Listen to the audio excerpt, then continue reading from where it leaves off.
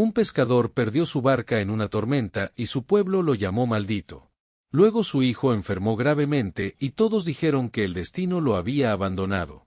Pero esas dos tragedias impidieron que padre e hijo murieran en el mar durante la peor tempestad del siglo. Esta es la prueba de que incluso en medio del dolor más profundo, existe un plan que nuestros ojos no pueden ver y que lo que hoy parece un castigo, mañana puede revelarse como la mano protectora del cielo. Hace décadas, en un pueblo costero azotado por el viento salado y rodeado de acantilados, vivía un hombre llamado Samuel. Tenía unos 50 años, la piel curtida por el sol marino y las manos ásperas de quien ha luchado toda su vida contra las olas. Samuel no era rico. Apenas ganaba lo suficiente para llevar pescado fresco a su mesa cada noche. Pero a diferencia de otros pescadores que vivían amargados por la dureza del oficio, él siempre caminaba con la frente en alto, como si una paz invisible lo acompañara. La gente del pueblo decía que era un hombre conformista, que nunca saldría de la pobreza. Pero Samuel sentía en su corazón que era un hombre afortunado. Tenía a su familia, su esposa Clara, de manos suaves y corazón fuerte, y su hijo Daniel, un muchacho de 22 años lleno de vigor y sueños de convertirse en el mejor pescador de la costa. Y tenía algo más, algo que muchos envidiaban en silencio, una barca de madera oscura que había construido con sus propias manos hacía más de 10 años. Esa barca no era cualquier embarcación. Era robusta, equilibrada, con un casco que parecía deslizarse sobre el agua como si el mar mismo la respetara. Samuel la había tallado con paciencia infinita, usando madera de cedro que había conseguido tras años de ahorro. Cada tabla estaba perfectamente encajada, cada clavo martillado con precisión. La había bautizado con el nombre de Esperanza porque en los días más oscuros, cuando el hambre apretaba, esa barca siempre traía algo a casa. Daniel había aprendido a navegar en ella desde niño. Conocía cada crujido, cada movimiento, cada secreto que guardaba esa madera bajo las estrellas. Para padre e hijo, la barca no era solo una herramienta de trabajo. Era un símbolo de resistencia, un recordatorio de que con esfuerzo y fe, hasta lo imposible se puede construir. Muchas veces, en las noches tranquilas, Samuel se sentaba en el muelle mirando su barca mecerse suavemente y susurraba una oración de gratitud. Con el tiempo, la fama de la barca Esperanza se extendió por toda la región. Los pescadores hablaban de ella en las tabernas, admiraban su diseño, su estabilidad incluso en aguas bravas. Un día llegó al pueblo un hombre de negocios de la ciudad, vestido con traje elegante y zapatos brillantes que contrastaban con las botas de cuero gastado de los pescadores. Venía en busca de Samuel. El hombre se presentó como don Armando, dueño de una flota pesquera que operaba en 3 provincias.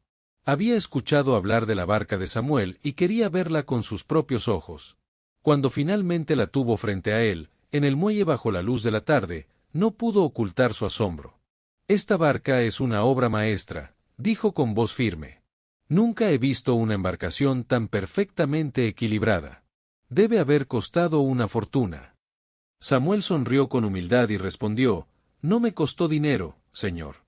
Me costó tiempo, paciencia y amor».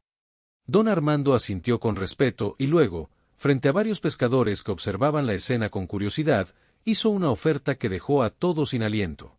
«Le pagaré el triple de lo que vale cualquier barca en este puerto. Con ese dinero podrá retirarse, construir una casa mejor, vivir en paz el resto de sus días». El silencio cayó sobre el muelle como una red pesada. Todos esperaban la respuesta de Samuel. Era una cantidad que cambiaría su vida para siempre. Pero Samuel, con la misma calma que lo caracterizaba, negó con la cabeza. «Señor Armando, le agradezco profundamente su oferta. Pero esta barca no está en venta. Es parte de mi vida, de la vida de mi hijo. No podría separarme de ella por dinero». Los murmullos no tardaron en estallar. «¿Está loco? ¿Rechazar tanto dinero? Ese viejo nunca aprenderá. Seguirá siendo pobre hasta que se muera. ¡Qué tonto! Podría vivir como un rey y prefiere seguir siendo un pescador miserable». Samuel escuchó las críticas sin alterarse. Esa misma noche, mientras cenaba con su familia, Daniel le preguntó: «Padre, ¿no te arrepientes? Era mucho dinero». Samuel lo miró a los ojos y respondió con ternura: «Hijo, hay cosas que no tienen precio. La esperanza no es solo madera. Es nuestra historia, nuestro esfuerzo, nuestra unión. El dinero se acaba, pero lo que construimos con amor permanece. Pasaron 2 semanas. Una madrugada, Samuel despertó con un mal presentimiento. El viento soplaba con fuerza inusual y el cielo estaba cubierto de nubes oscuras. Fue al puerto con Daniel para asegurar la barca, pero cuando llegaron, descubrieron que no estaba. La cuerda que la sostenía había sido cortada. O quizás se había roto con la fuerza del oleaje. La esperanza había desaparecido en medio de la noche. Daniel sintió que el mundo se derrumbaba. Corrió por toda la costa, preguntó a los pescadores, revisó cada rincón del puerto, pero no había rastro de la barca.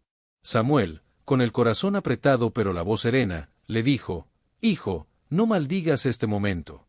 No sabemos aún qué significa esta pérdida». Cuando la noticia se esparció por el pueblo, las lenguas afiladas no tardaron en aparecer. ¿Vieron? Por no vender la barca, ahora la perdió y no tiene nada. Eso le pasa por soberbio. Dios lo está castigando.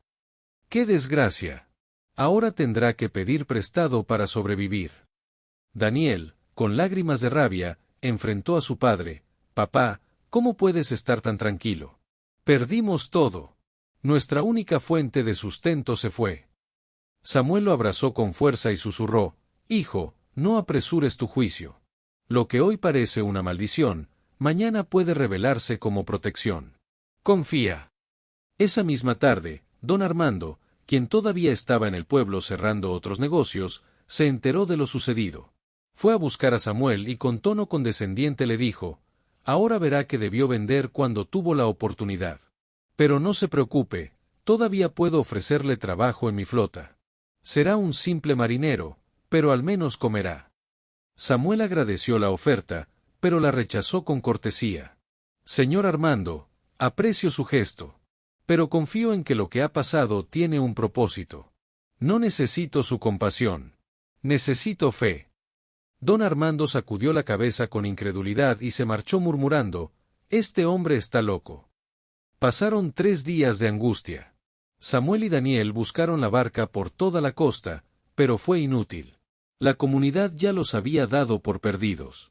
Algunos incluso comenzaron a apostar cuánto tiempo tardarían en abandonar el pueblo. Pero entonces, al amanecer del 4.º día, ocurrió algo inesperado. Un grupo de pescadores que salía temprano al mar divisó algo flotando cerca de las rocas. Era la barca Esperanza, atrapada entre las piedras pero intacta. El mar la había arrastrado hasta allí y luego, con la marea baja, la había dejado varada pero a salvo. Cuando Samuel y Daniel llegaron al lugar, no podían creer lo que veían. «Papá, volvió. La barca volvió», gritó Daniel con alegría. Pero entonces notaron algo más. Atrapada en las redes que aún colgaban de la barca, había una cantidad enorme de peces. Era como si el mar mismo hubiera llenado sus redes mientras la barca estaba a la deriva. La pesca era tan abundante que necesitaron ayuda para cargarla toda. La noticia corrió como pólvora.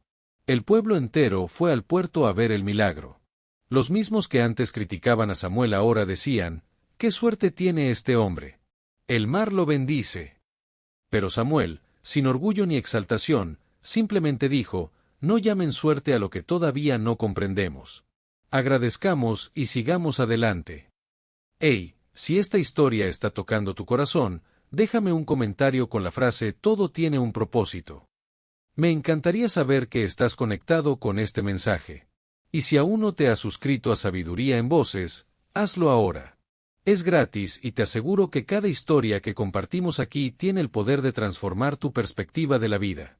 Daniel estaba eufórico. Durante días no dejó de hablar de lo sucedido.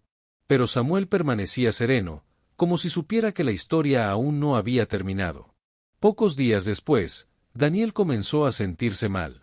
Al principio pensó que era cansancio por el esfuerzo de recuperar la barca, pero el malestar empeoró. Tenía fiebre alta, dolores en el cuerpo, y una debilidad que lo dejaba postrado en cama. Clara, su madre, lo cuidaba día y noche con cataplasmas y tés de hierbas, pero nada parecía funcionar. Samuel llamó al médico del pueblo, un hombre mayor de pocas palabras. Después de examinar a Daniel, el doctor negó con la cabeza. Es una fiebre fuerte. Debe guardar reposo absoluto por varias semanas. Si intenta hacer cualquier esfuerzo, podría empeorar. Daniel, desde su cama, miró a su padre con ojos desesperados. Papá, ¿cómo vamos a sobrevivir? No puedo salir a pescar. No puedo trabajar. Samuel se sentó a su lado y con voz firme le dijo, Hijo, descansa. Yo me encargaré de todo. No te preocupes por el mañana. Pero el pueblo, una vez más, no tardó en juzgar. Primero pierde la barca, luego la recupera, y ahora su hijo está enfermo. Parece que ese hombre está maldito. Dios lo está probando. A ver cuánto aguanta. Seguro hizo algo malo y ahora está pagando. Samuel escuchaba todo en silencio. Una tarde, mientras caminaba por el muelle, un grupo de pescadores lo rodeó. Uno de ellos, con tono burlón, le dijo, Samuel, ¿todavía crees que todo tiene un propósito? Porque desde aquí se ve pura desgracia. Samuel respiró hondo y respondió con calma, Amigos, la vida no se entiende en un solo día. Lo que hoy duele, mañana puede salvarnos. No juzguemos antes de tiempo. Los pescadores se rieron y se alejaron moviendo la cabeza con desprecio. Pasaron 2 semanas. Daniel seguía en cama, débil pero estable. Samuel salía solo a pescar en la esperanza, pero las capturas eran escasas. Un día, mientras preparaba las redes en el muelle, llegó corriendo uno de los pescadores más jóvenes del pueblo, con el rostro pálido y la voz entrecortada. Samuel, no salga hoy al mar. Viene una tormenta. La peor en décadas. Todos los pescadores han sido advertidos. Los guardacostas ordenaron que nadie zarpe. Dicen que es peligroso hasta para las barcas más grandes. Samuel asintió y amarró bien su barca. Esa misma tarde, el cielo se oscureció como si la noche hubiera llegado antes de tiempo. El viento comenzó a aullar con furia y las olas golpeaban el puerto con una violencia que hacía temblar la tierra. La tormenta era tan feroz que los pescadores se refugiaron en sus casas, rezando por sus embarcaciones. Al día siguiente, cuando la tormenta finalmente pasó, el panorama era devastador. Más de la mitad de las barcas del puerto habían sido destruidas o hundidas. Muchas familias lo habían perdido todo. Pero lo peor estaba por venir. Se supo que 3 pescadores que habían salido al mar a pesar de las advertencias no habían regresado. Entre ellos estaban 2 de los que más habían criticado a Samuel. El pueblo entero cayó en luto. Las familias de los desaparecidos lloraban desconsoladas. Y fue entonces cuando algunos comenzaron a entender. Si Samuel no hubiera perdido su barca aquella noche, si no la hubiera recuperado días después, si su hijo no hubiera enfermado, tanto él como Daniel habrían salido a pescar ese día fatal. Habrían estado en el mar cuando la tormenta golpeó con toda su furia. Uno de los ancianos del pueblo, un hombre que siempre había respetado a Samuel, se acercó a él con lágrimas en los ojos. Samuel, ahora lo entiendo. Tu barca desapareció para que no salieras al mar ese día. Tu hijo enfermó para que no estuviera contigo en la barca. Lo que todos llamamos maldición era protección. Samuel, con los ojos brillantes pero serenos, respondió, Amigo mío, por eso siempre digo que no debemos juzgar antes de tiempo. El Creador ve más allá de lo que nosotros vemos. Lo que hoy parece castigo, mañana se revela como salvación. Daniel, que ya se estaba recuperando, escuchó la conversación desde la puerta de su casa. Se acercó a su padre y con voz temblorosa le dijo, Padre, perdóname. Yo renegué cuando perdimos la barca. Me desesperé cuando enfermé. Pensé que Dios nos había abandonado. Pero ahora veo que cada golpe era un escudo que nos protegía de algo mucho peor. Samuel abrazó a su hijo con fuerza. Hijo, nunca olvides esto. La vida no se mide por lo que perdemos, sino por lo que aprendemos a confiar. El dolor no siempre es castigo. A veces es el lenguaje de Dios protegiéndonos de lo que no podemos ver. Las semanas siguientes fueron de reconstrucción. El pueblo ayudó a las familias que lo habían perdido todo. Samuel y Daniel, con la esperanza intacta, compartieron su pesca con quienes no tenían con qué sobrevivir. Y poco a poco, la comunidad comenzó a ver a Samuel con otros ojos. Ya no como un loco que rechazó una fortuna, sino como un hombre de fe inquebrantable. Meses después, don Armando regresó al pueblo. Había escuchado lo sucedido con la tormenta. Cuando vio a Samuel trabajando en el muelle, se acercó con humildad. Samuel, vine a disculparme. Yo lo llamé loco. Pensé que era un necio. Pero ahora veo que usted tiene algo que el dinero no puede comprar, fe verdadera. Samuel sonrió con calidez. Don Armando, no tiene nada que disculpar. Cada uno vive según lo que cree. Yo simplemente elegí confiar. Una tarde, mientras Daniel y Samuel navegaban juntos bajo el cielo anaranjado del atardecer, el joven rompió el silencio. Papá, ahora entiendo por qué rechazaste el dinero por la barca. Si la hubieras vendido, habríamos comprado otra. Y esa otra barca nos habría llevado al mar el día de la tormenta. Samuel asintió despacio. Exacto, hijo. Cada decisión que tomamos está conectada con un plan más grande. Por eso debemos actuar con sabiduría, pero sobre todo, con fe. Porque hay cosas que nuestros ojos no ven, pero nuestro corazón debe creer. El sol se ocultaba en el horizonte mientras la barca Esperanza se mecía suavemente sobre las aguas tranquilas. Y en ese instante, Daniel comprendió que su padre no solo le había enseñado a pescar. Le había enseñado a confiar en medio de la tormenta. Si llegaste hasta aquí y quieres seguir recibiendo historias que transforman vidas, suscríbete a Sabiduría en Voces. Nos vemos en el próximo video. Nunca ahorres el dinero. Eso me dijo mi tía y cambió mi forma de ver la vida para siempre. Te lo voy a contar porque sé que muchos están cometiendo el mismo error que ella cometió durante años. Sé bienvenido a un nuevo video de Sabiduría en Voces. Dinos desde dónde nos estás siguiendo los comentarios. Allá en un pueblo pequeño de Oaxaca, a finales de los 90, vivía mi tía Estela. Era una mujer de manos trabajadoras y corazón noble. Desde muy joven había decidido que nunca dependería de nadie. Yo me levanto sola, decía siempre, con esa voz firme que no admitía dudas. Trabajaba limpiando casas de lunes a sábado. Salía cuando el sol apenas asomaba y regresaba cuando ya había oscurecido. Sus manos, agrietadas por el cloro y los detergentes, contaban historias de pisos que brillaban y baños que relucían. Pero ella nunca se quejaba. Decía que el trabajo honesto era su orgullo. Los domingos los pasaba en casa, remendando su ropa, planchando los uniformes de la semana, preparando sus tortillas. Vivía en un cuarto pequeño al fondo de una vecindad. Las paredes estaban pintadas de un azul deslavado por el tiempo. El techo tenía una gotera que ella tapaba con un bote cada vez que llovía. Pero ahí estaba ella, con su transistor viejo escuchando radionovelas y sus flores en latas recicladas decorando la ventana. Mi tía nunca tuvo hijos. Nunca se casó tampoco. No necesito a nadie que me quite mi paz, decía. Y en el fondo, aunque sonaba fuerte, yo sabía que era su manera de protegerse de un mundo que no siempre había sido amable con ella. Cada quincena, cuando le pagaban, hacía lo mismo. Compraba lo mínimo. 1 kilo de frijol, medio de arroz, jitomates, cebollas, chile, tortillas y café. Nada más. Si algo se descomponía en su cuarto, lo arreglaba con alambre o con lo que encontrara. Si sus zapatos se rompían, los pegaba con resistol.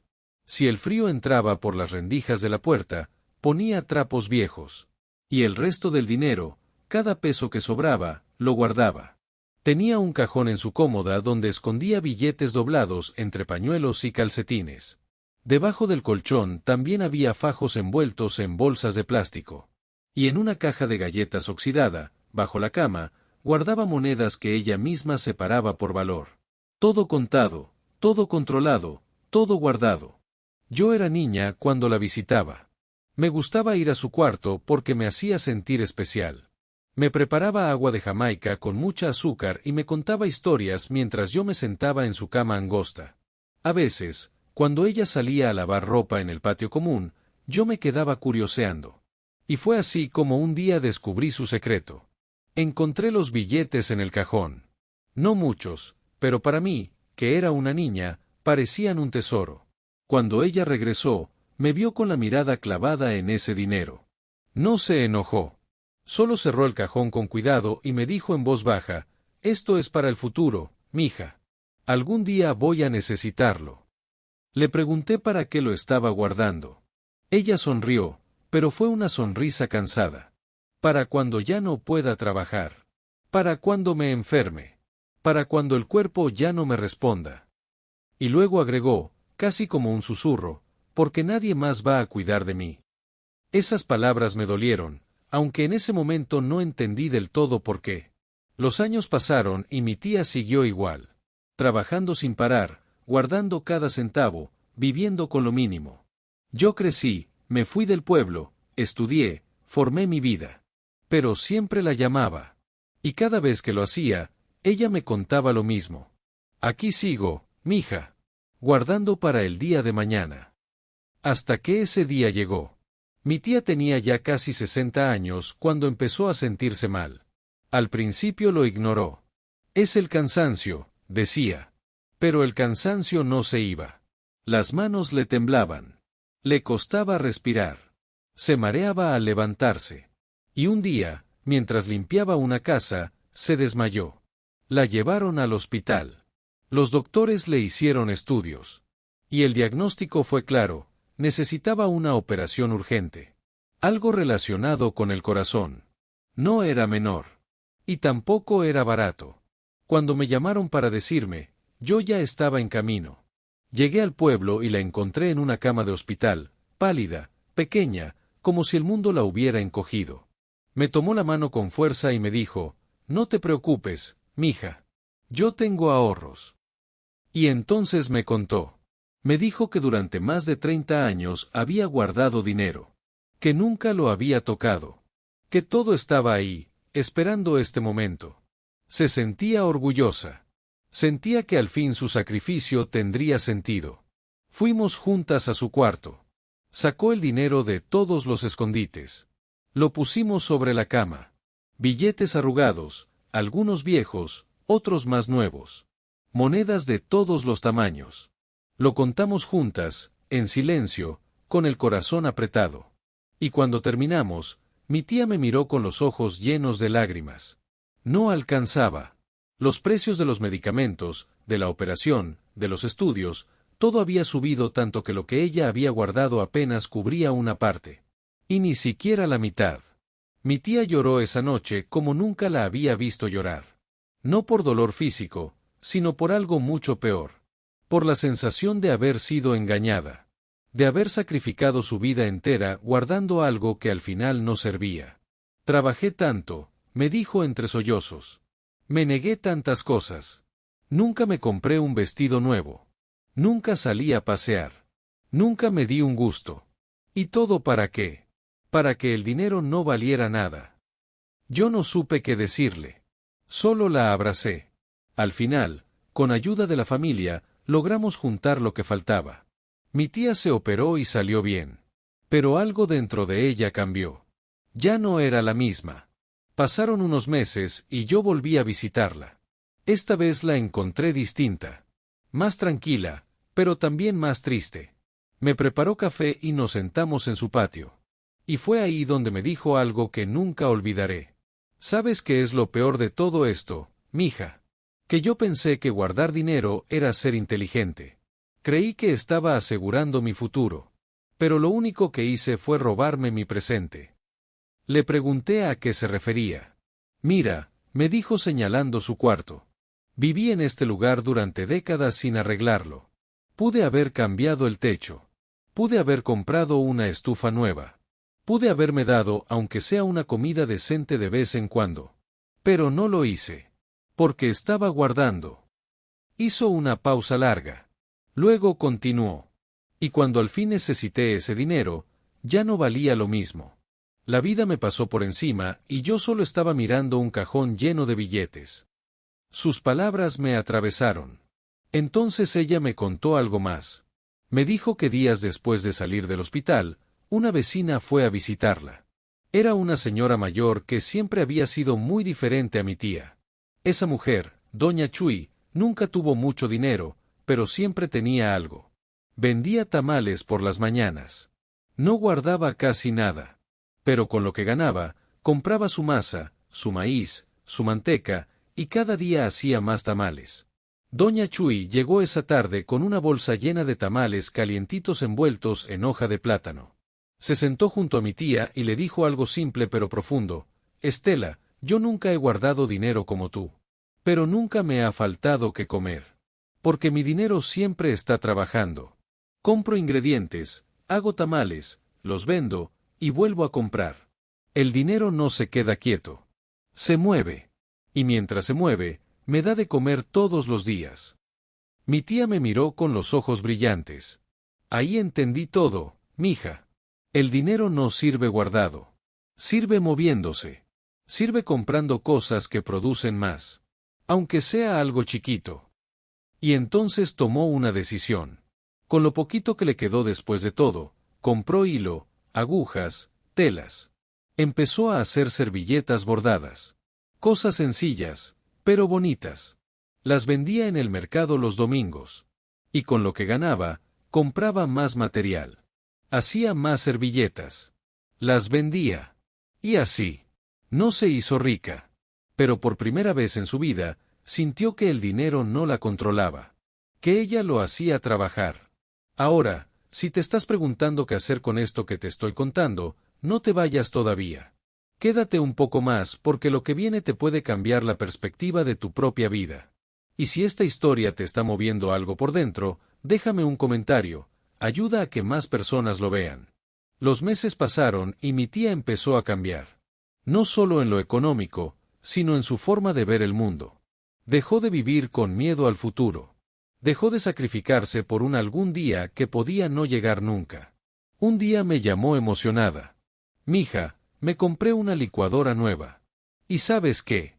No me sentí culpable. Porque sé que mi dinero está trabajando, no muerto en un cajón.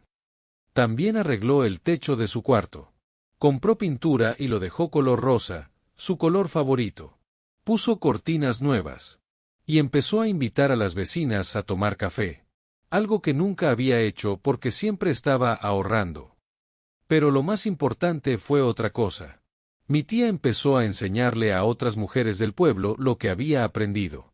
Les decía, no guarden el dinero como yo lo hice. Háganlo producir. Aunque sea comprando harina para hacer pan. Aunque sea comprando hilo para tejer. Pero que ese dinero trabaje. Y muchas le hicieron caso. Empezaron pequeños negocios. Una vendía atole. Otra hacía dulces de leche. Otra tejía rebozos. Y todas sentían lo mismo que mi tía, que el dinero tenía vida cuando se movía. Yo también aprendí esa lección. Recuerdo que en ese entonces yo estaba ahorrando para no sé qué. Tenía dinero guardado por si acaso.